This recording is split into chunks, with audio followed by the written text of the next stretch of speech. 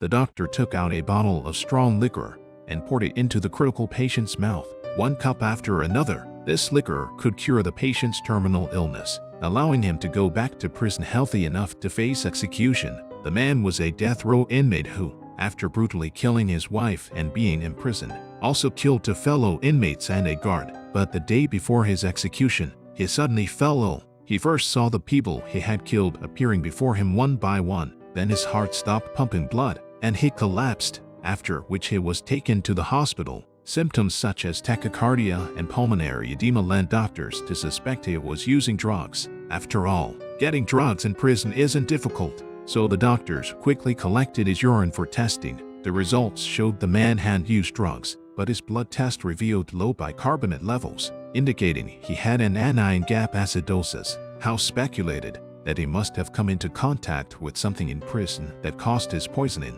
so he sent his assistant to check the prison. But before the assistant returned, the man's condition worsened. He developed bradycardia, and his heart rate dropped to 30. House immediately injected him with atropine, but that only bought him a few hours. House called his assistant to ask if they had found anything suspicious, but the assistant said the cell was clean, except for some envelopes and a bottle of invisible ink. Upon hearing this, the experienced House immediately identified the problem. He then walked into the ward with a bottle of strong liquor, pretending to offer the man a drink. Once they were both drunk, House revealed the truth. When he heard about the invisible ink, House guessed that the man had drunk it to commit suicide. Invisible ink contains 90% methanol, but ethanol in the liquor would neutralize the methanol, allowing it to be excreted in urine. But House was curious why a man already sentenced to death would want to commit suicide. The man's reason was simple. He wanted to decide how he died. Though the man was physically better,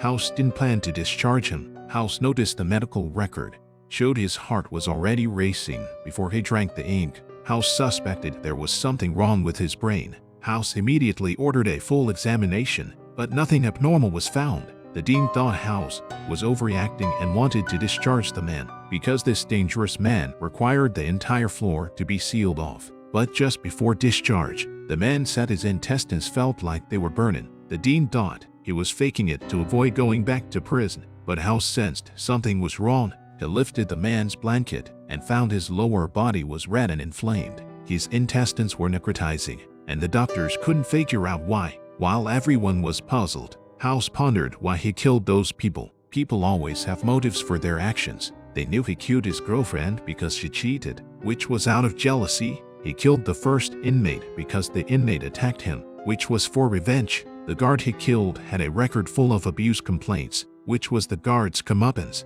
But there was no apparent reason for killing the second inmate. To investigate further, House approached the man again. House seemed to have found the answer. The man killed out of sudden rage, and there was a condition that caused such rage and matched all his symptoms: pheochromocytoma. Pheochromocytoma occurs on the adrenal glands and randomly secretes large amounts of adrenaline, causing tachycardia, pulmonary edema, and intestinal necrosis. Sure enough, the MRI results showed that the man had pheochromocytoma. The tumor caused his rage and subsequent murders, but there was no need to treat it, since he would be executed in prison the next day. Even though killing wasn't his intention, he would still pay the price.